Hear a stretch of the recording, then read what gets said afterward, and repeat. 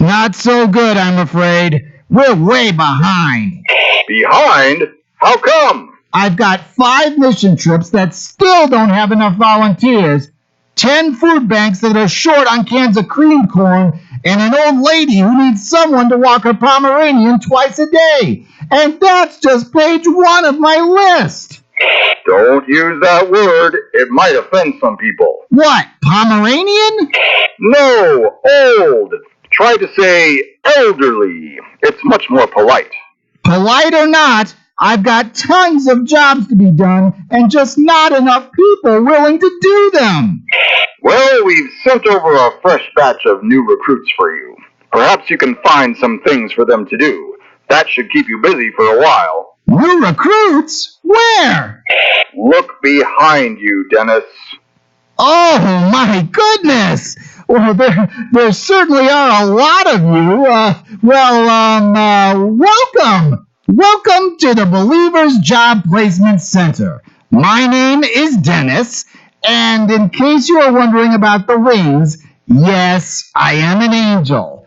I know. You've never heard of the angel Dennis before. Nobody has. Everybody's heard of those famous angels like Gabriel or Michael, but nobody's ever heard of Dennis. We can't all have the flashy jobs, you know, but I've done some important stuff too. When Daniel was in the lion's den, I flew around and distracted the lion while the other angels held his mouth closed. Oh, and this one time Dennis, just get on with it. Oh, right.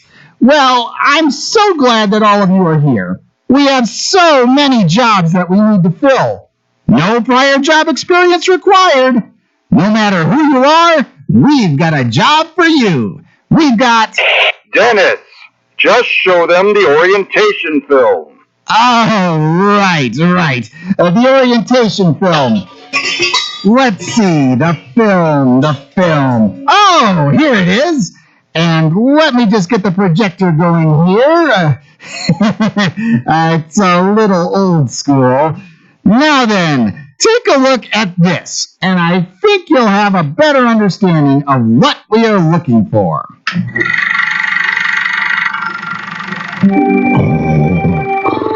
Is this you, a lazy believer, sleeping your life away? Well, it's time to get up and get out there and do something. All throughout the Bible, there are examples of people who saw a need and did something about it. Dateline Israel, faced with a giant that was threatening his people and insulting his God, a youngster named David stepped up with just a rock and a sling and did something that brought a giant crashing down. Dateline Persia, when God's people were in danger of being killed by an evil plot, it was Queen Esther who finally did something, risking her own neck by begging the king to stop the injustice. Dateline Israel, when faced with a huge crowd of hungry people, Jesus didn't just make them sit with their stomachs growling, he did something, changing the laws of mathematics to make 5 loaves of bread plus 2 fish equal 5,000 well-fed people, and with 12 baskets of leftovers to boot. That was many centuries ago, but in our world today, there is still much to be done. There are over 7 billion people on this planet. The book of Proverbs says, "Be sure to know the condition of your flocks. Give careful attention to your herds." In other words, you need to open your eyes to the people in the world around you. Many have needs. Many are hurting. All of them are precious to God. But when many people see these needs, their response is to say, God, why don't you do something about that? The good news is, He did do something about it. He made you. That's right. The time has come for you to do something. In 1 John 3:18 it says, "Dear children, let us not love with words or speech, but with actions and in truth." That's right. It's time to get active. Don't just be a believer, be believer active.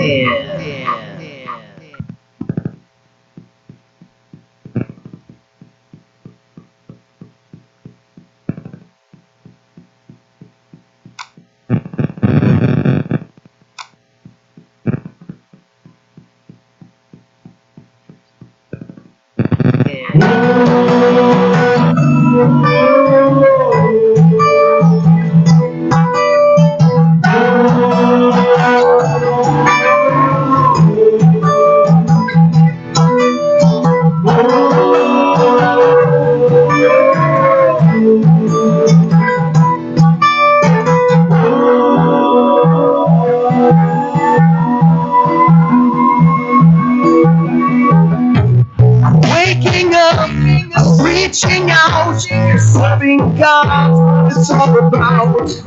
People need a miracle. Praying hard, shaping up, turning first. Jesus died for us. Yes, it's it. It's command to serve. Whoa, I'm waking up. I feel it in my bones. Jesus sets my heart aglow. Welcome to the mission, to the mission. Welcome to the mission, to the mission. I'm believer active, believer active. I'm believer active, believer active. Serve the lost, bring them in. What we do for them, we do for him. We tell them, forgives their sin. Praying hard, shaping up, spreading gates, taking up. This is it, His command to serve. Whoa, I'm waking up, I'm feeling in my bones. Jesus sets my heart aglow. Welcome to the mission, to the mission. Welcome to the mission, to the mission. I'm believer active, believer active. I'm believer active, believer active. Get up and go. The church hasn't died. There is a lost world just outside. I'm feeling in my bones. Jesus sets my heart aglow. Welcome to the mission, to the mission. Welcome to the mission, to the mission. I'm believer active, believer active. I'm believer active, believer active.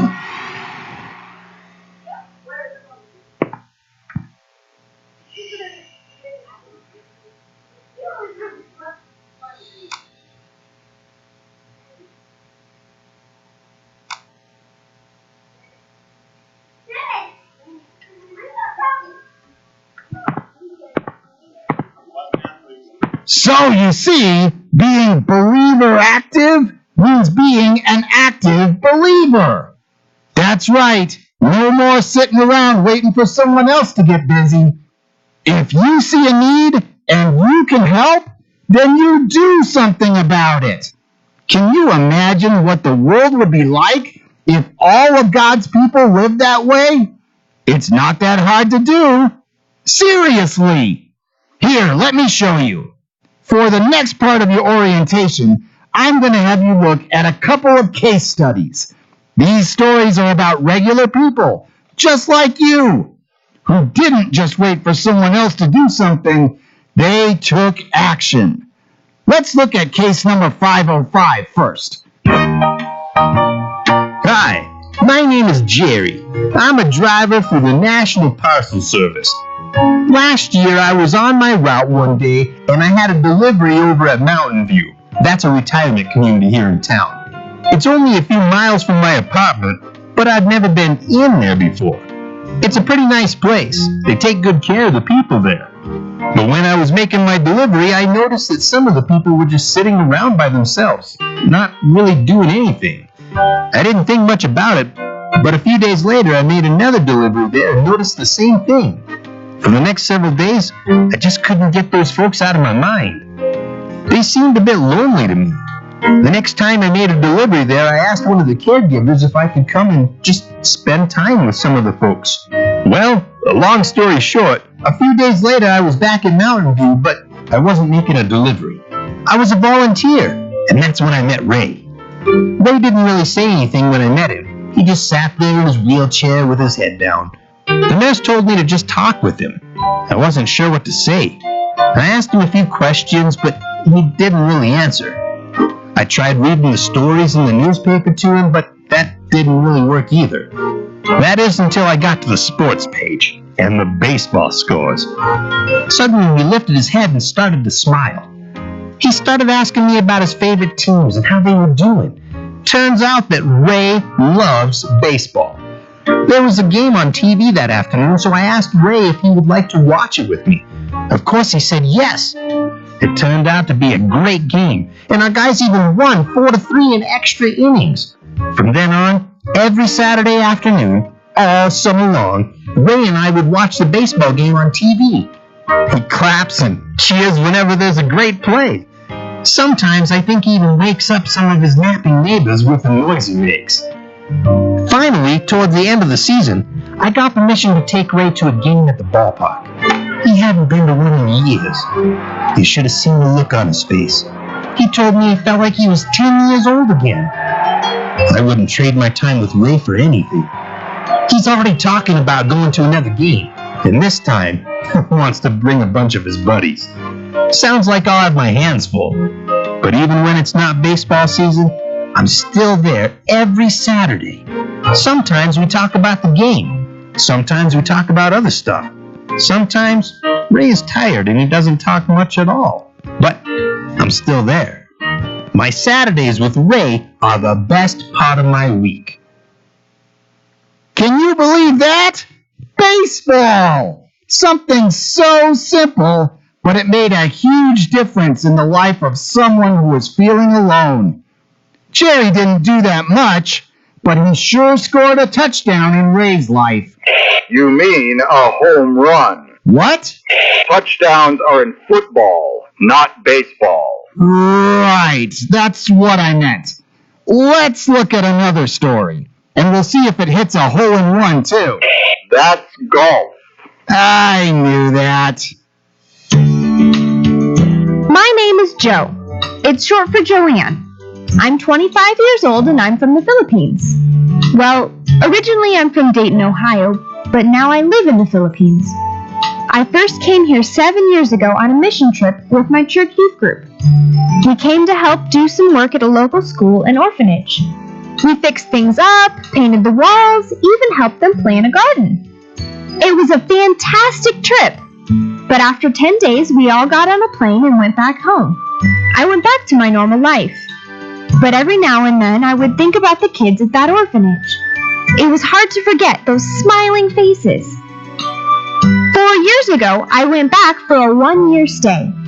I started working as a teacher at the school and helped out with the babies at the orphanage.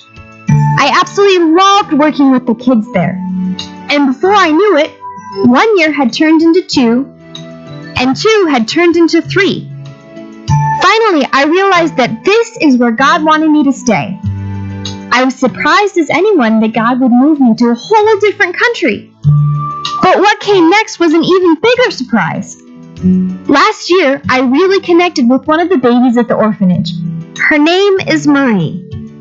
She was pretty sick when she first got here, so I ended up giving her medicine and just spending lots of time holding her while her little body got better. It took quite a while, but she's healthy and happy now. She's even starting to crawl a bit. She's quite a handful for her new mom. That's right. She got adopted by me. I still can't believe it. It's not easy. I'm still learning how to be a mom, but I just can't imagine life without her. Oh, that's so beautiful. Dennis, what are you doing? Sorry, sir. I just get a little emotional sometimes. Try to pull yourself together. You're in the middle of a presentation. I know. So you see, amazing things can happen when God's people decide to do something. It can be as simple as watching a baseball game with someone who's lonely, or as big as moving to another country. So, are you ready to do something? There is so much that needs to be done. Just look at this map. Each one of these marks represents someone with a need. This one is a man whose car broke down. He can't afford to fix it right now and has been taking the bus to work for the last 2 weeks. He needs someone who can help him with the repairs. This one is a single mom who broke her leg and is in a cast. She needs someone that can help her with the laundry, since she can't make it down to the basement where the washing machine is. This one is a 65-year-old woman who makes teddy bears for kids who have to stay in the hospital for long-term treatment. She needs a few more sewers to help her out. Oh, and this one is the local park. It would be a much nicer place if someone would just take some time and pick up the trash. Your neighborhood is just like this one. Jesus said in John 13:35, "By this everyone will know that you are my disciples, if you love one another." When you meet someone else's need, you are loving them like God loves them. So, are you ready to go? Let's stop wasting time. Get on your feet. Get out of that seat. It's time to do something.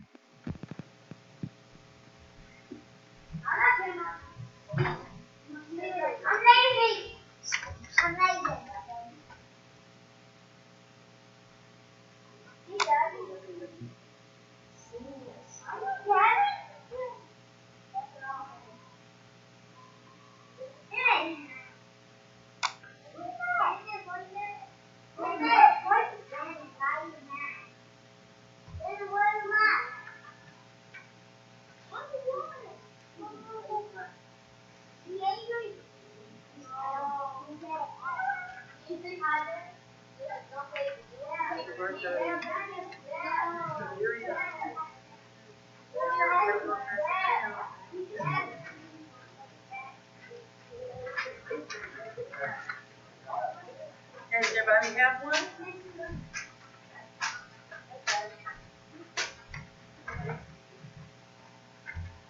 Okay, the song is on the back as well. Of course, the chant is on the back, okay?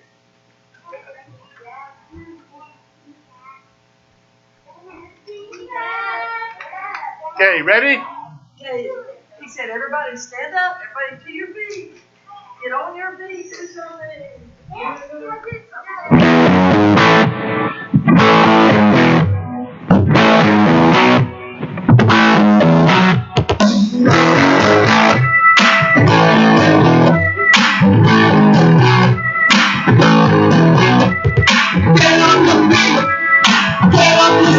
And do something, do something.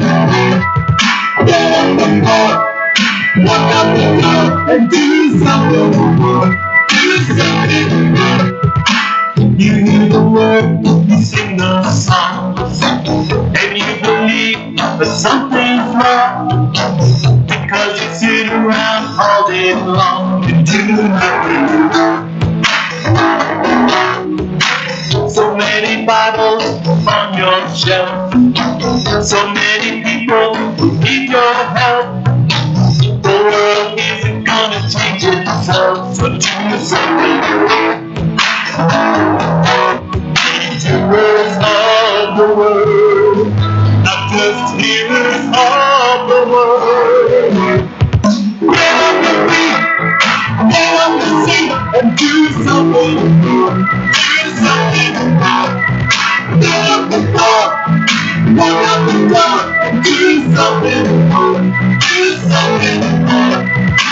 Stop looking down at your phone.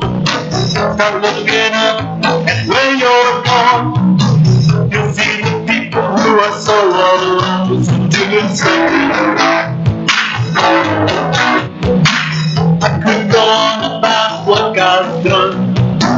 He gave his all, he sent his son, and he sent us to tell everyone, so do something right. Hearers of the word, not just hearers of the word. Get on your feet, get on your seat, and do something. Do something. Get up the floor, walk up the door, and do something. Do something. Get on your feet, get up the seat, and do something. Do something. Get up the floor, walk up the door, and do something. Do something.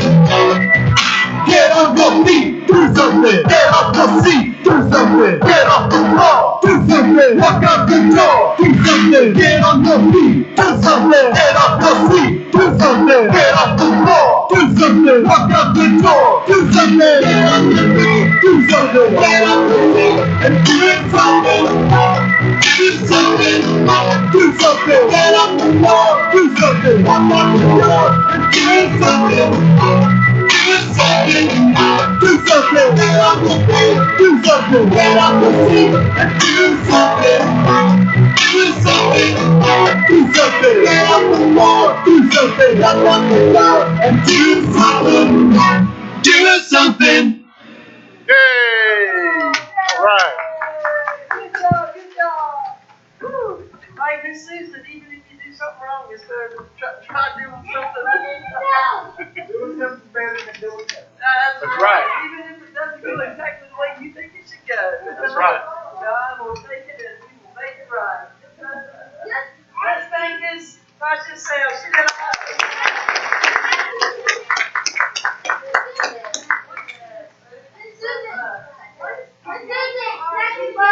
You learned a lot of ways. Different than this. I want to show of hands, and I want somebody to tell me something that they say in this that you can do. Nothing. Nothing in at home. You live in your mind. Hey, outside. Huh? Well, that's something you can do, but I'm talking about serving God. So this right here was something you could do every day. Like you do it every day. That's why. And every night. Yeah, church, that's one thing. Read Bible. Bible.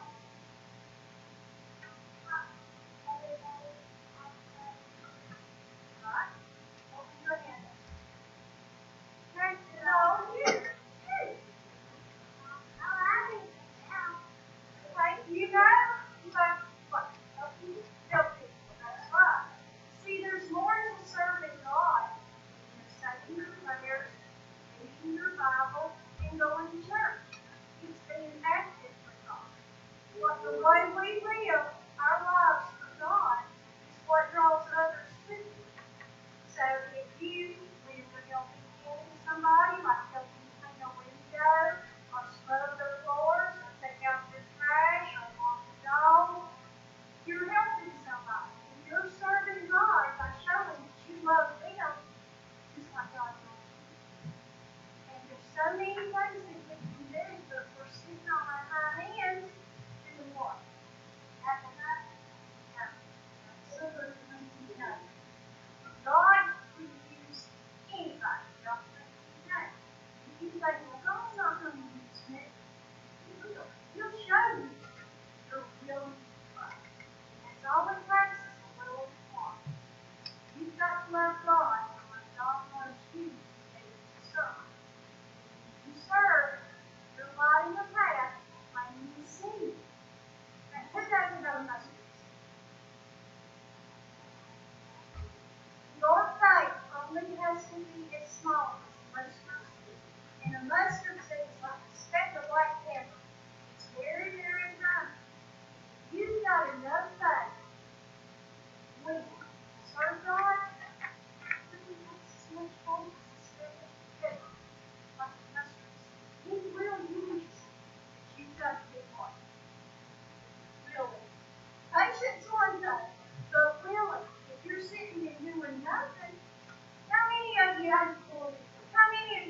somebody's home and they think they're a lot for themselves. You have neighbors that you can help, like somebody elderly. I saw a video the other day, and these two neighbors in the different races. It don't matter if it's black, white, red, yellow, green, it don't matter. In God's eyes, we're all the same.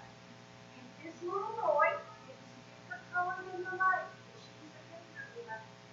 She said, that little boy would go by her house every morning. So, when he got off the bus, he would go and check on her. In the afternoon, he would go and check on her and make sure that she woke up from her nap as he was looking at her. And before he went to bed, he would walk across her again and check on her. See, there's little things that we can do. It don't have to be nothing big, like washing windows of a car, taking out trash. Just being nice to somebody. How many of you go to school with a lot of meanness? There's a lot of meanness in school, right? Yeah. Well, you know, it takes a bigger person to be nice than just to be mean. And if you can show kindness even to somebody mean, you're still serving God. So little things, it don't have to be something huge, but don't sit in your nose. Don't stand by and witness something that you may be doing a difference in. God will use you. Just like He will. I need one person to come up. Hey,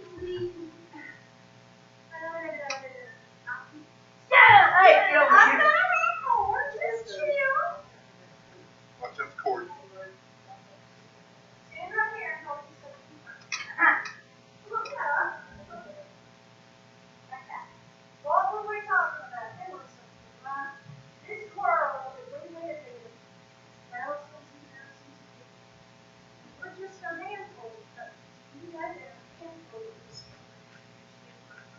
It don't take just one or a million people to do something. One person can do it. Our world is corrupted with lies, violence, sin, greed, lust, hatred, and people worry more about money than they do anything. And God, we're easy to ask sometimes, God, why don't you do something? God did do something. What did He do? You saw it below. You pointed the finger. What did He do? God created you to do something. That's why you're here. He made you. You can do something for Him. And I want you to know that. And I'm going to show you. It's bad as easy, right? It is. Hold it up.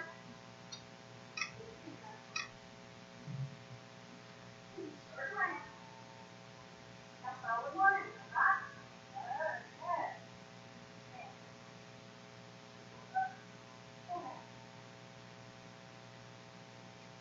What? Oh, yeah. That's someone dead. No, it's not. Let's turn it around and see what he said. How do you change that? Oh! She's magic. She is magic. God said I did. I made you. He made each and every one of you. Where y'all can do something. He's going to use you. He's got to be willing to. There's so many things we can do. We already know about the 62, right here in Bellwood. And God's using people to do that. But you can help people with school. You can be friends with people that have their plans. You can take out trash for a neighbor. You can do numerous things for people that can't do it yourself. Take an old person that you know. Maybe they take regular rings and they've got a whole yard full of rings. Or maybe you're helping your dad cut your grass and you can cut theirs because they don't have nobody to cut it. Or walking their dog because they take it out and walk well enough to do it anymore. Just try to get up and do something. Pay attention to what's around you. I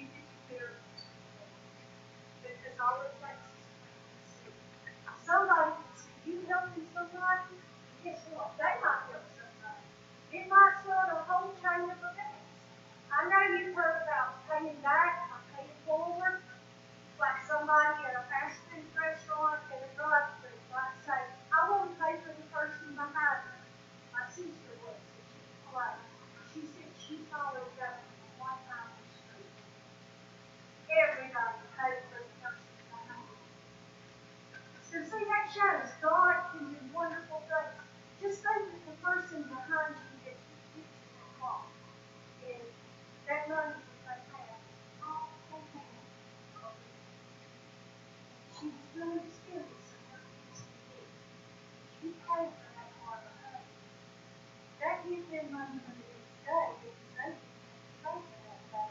Because, you know, yes, if she can pay for the car behind her phone, but God might have started that very first person that would pay that in order to reach that person in the back of the line that didn't have enough money for the school.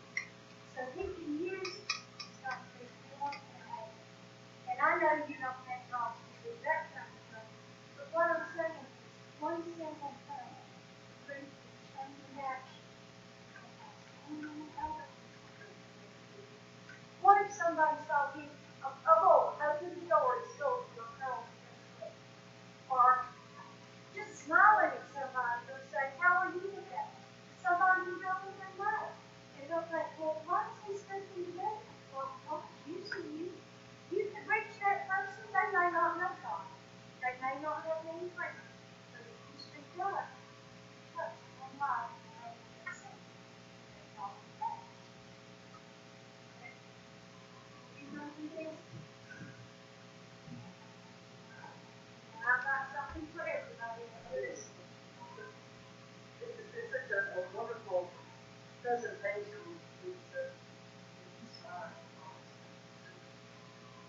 It's very obvious here seeing the we have to see Jesus Christ in the heart. We have to see the Lord in our life.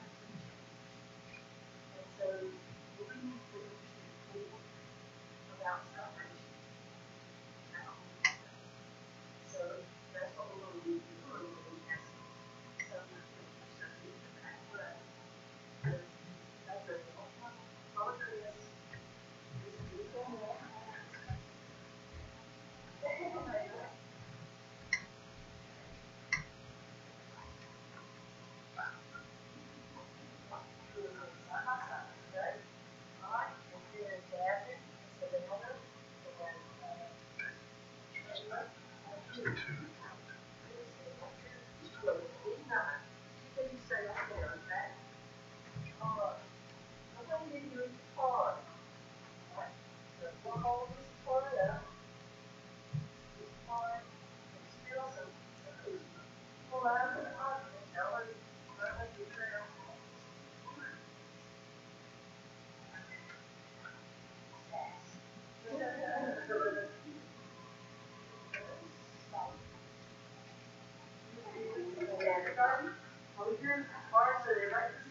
People out in the audience, what does it say? Very much does it say salvation. That's right.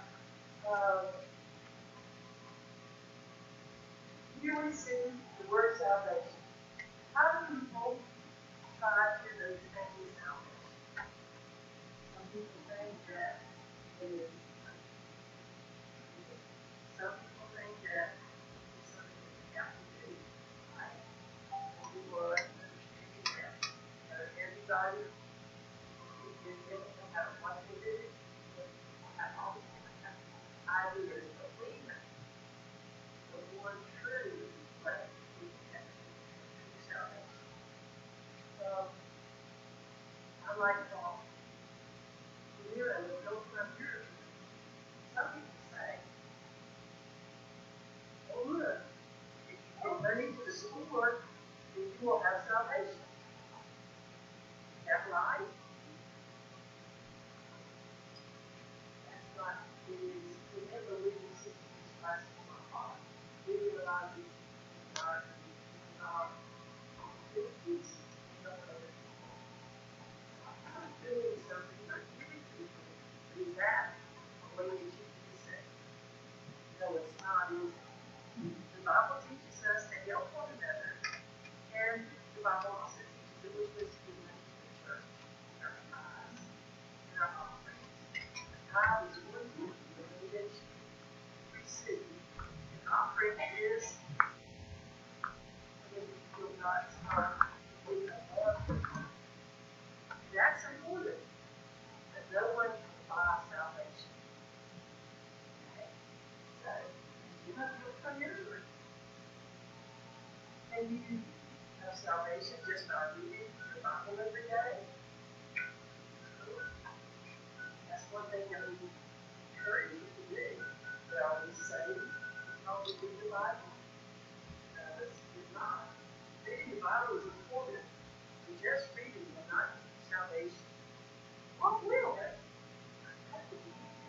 I said, I'm glad you tell more friends. If you'll come here for me.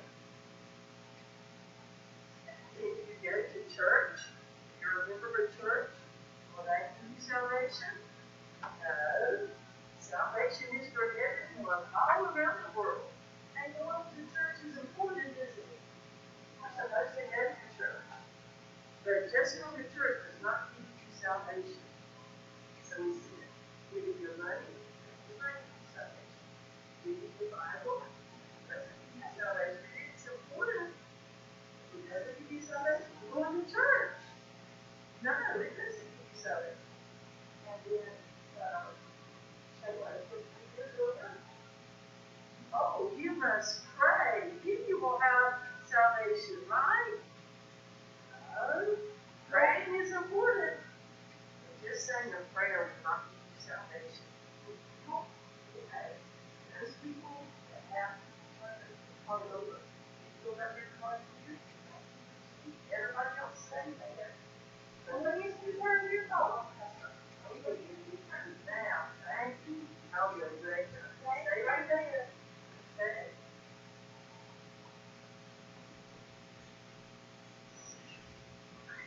Well, after y'all please turn your corner.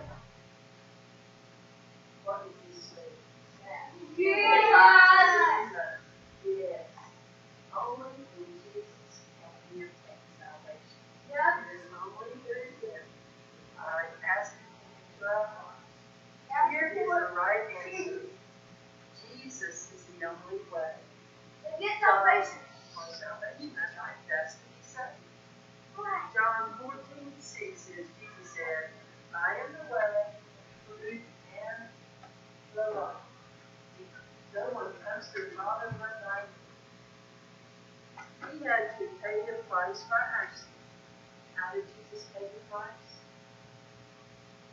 How did Jesus pay the price? By dying on the cross. And Jesus paid the price for our sin.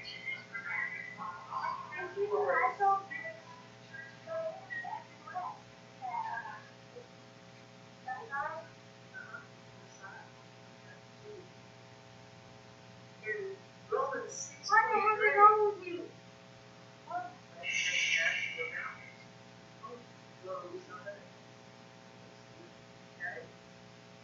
He had to pay the price for our sin.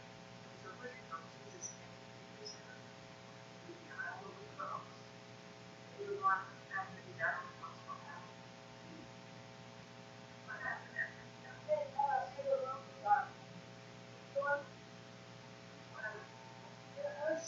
Oh, that's right. The earth did shake your heart.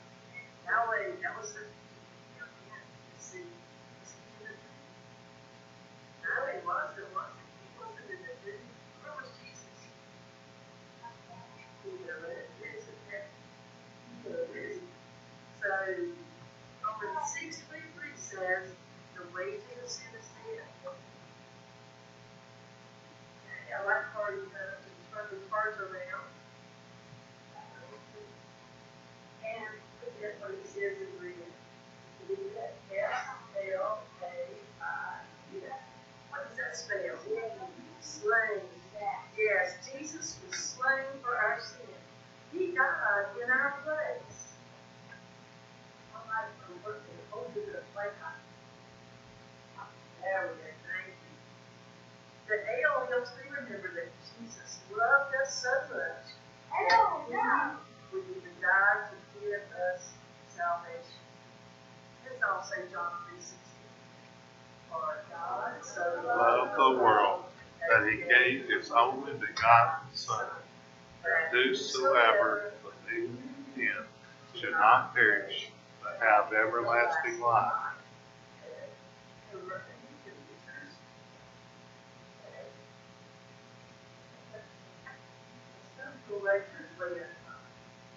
The A reminds us that we all need to accept the salvation that Jesus has for us.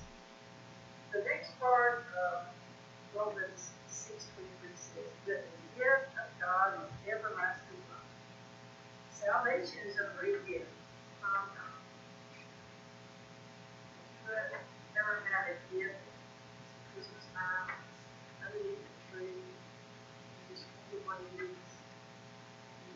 waiting, it's right there.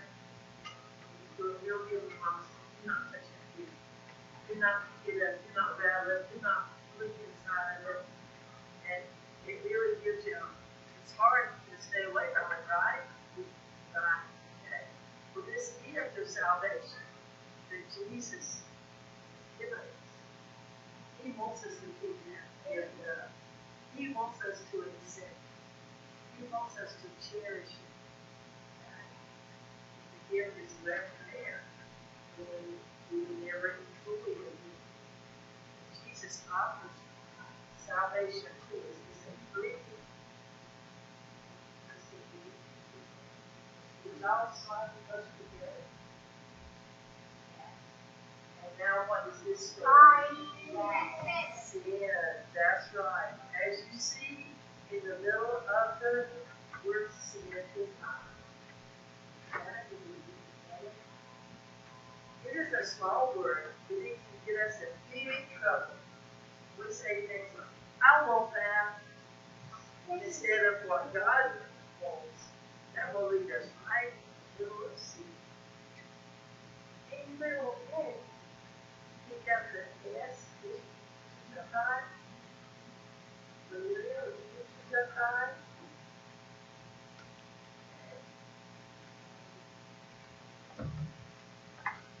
Look at the word letter S. That means the S is the big part. Now there's you don't receive it. No. Heaven, there are two lists. One of the people, there are two lists. One is the people that are saved, and the other is for people that are not saved. Which list do you want to be on? You want to be saved. That's right. That way, how else will we see that precious gift of salvation, Jesus Christ? That means we receive it into our heart. We're saved. Then we die here on this earth. We have to come together. We can worship Him for that. For how long? For one day? For 10 years? For how long? Eternity. Everlasting. God. Infinity of the earth. Okay? That's right. Yes, you too need to be saved before you go to heaven. Isn't it great to know that Jesus can give you the gift of salvation today? If only you will accept it. So, if you have not been saved, you have not given your heart to Jesus Christ, I pray you to really pray that. Pray to God. Ask Him. Pray into your heart. Now, Marley's not new to us. We know that Marley was saved during Vacation Bible School. And Marley's going to be baptized whenever we go on the if you feel Jesus Christ want to accept, you want to make that step. And I'm glad we talked about this tonight. Or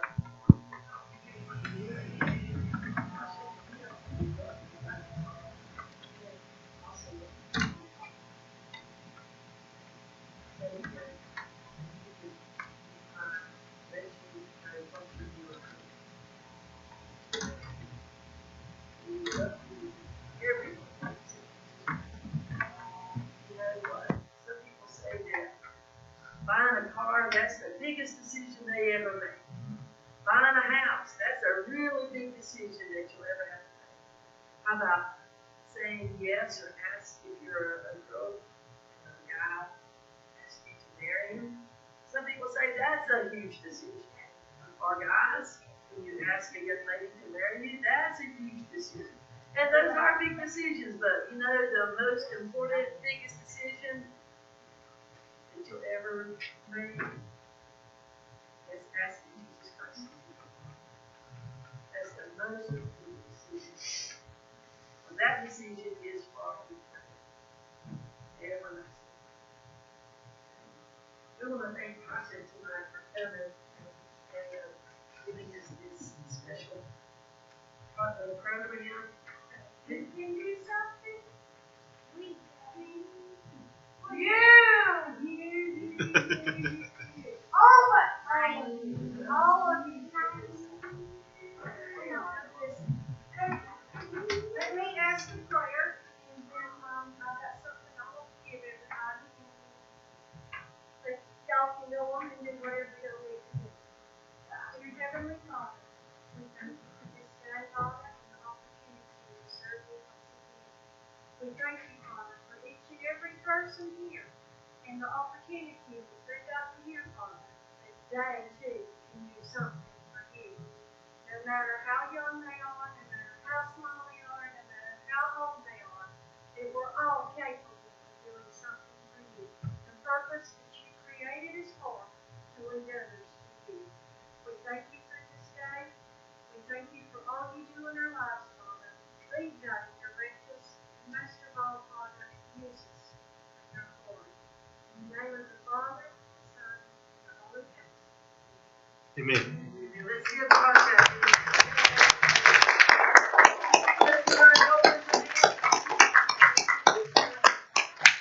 If you would like to take your song home with you, that's great, but if you don't care to take it home, if you'll just give it to Miss Swanee, then we can try to pray as you go out. They'll say no more, Mommy. I got someone to do it. Okay, let's let Jonathan slide for that one. Jonathan slide.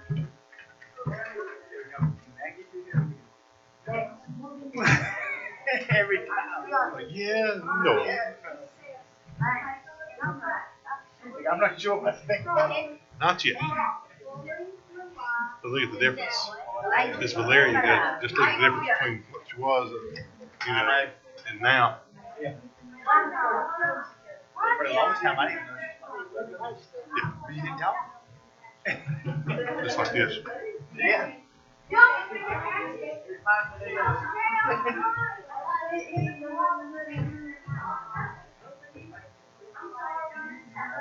you what, I guess I'll run outside. That's for all of them. Thank you. Watch the cord.